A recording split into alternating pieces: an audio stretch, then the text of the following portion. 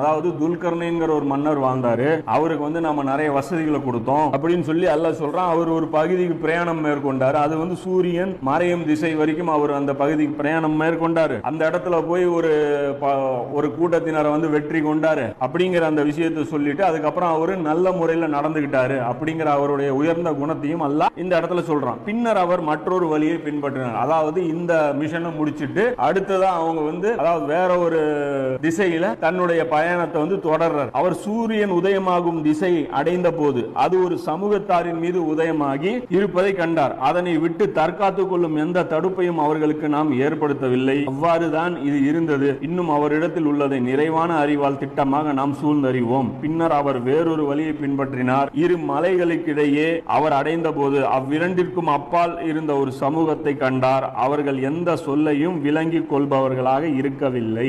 அவர்கள் துல்கர்ணைனே, நிச்சயமாக யாஜூஜும் மாஜூஜும் எங்கள் பூமியில் குழப்பவாதிகளாக இருக்கிறார்கள். ஆதலால் அவர்களுக்கும் எங்களுக்கும் இடையே ஒரு தடுப்பை நீர் ஏற்படுத்தி தரும் பொருட்டு நாங்கள் உமக்கு ஒரு தொகையை தரலாமா என்று கேட்டார்கள்.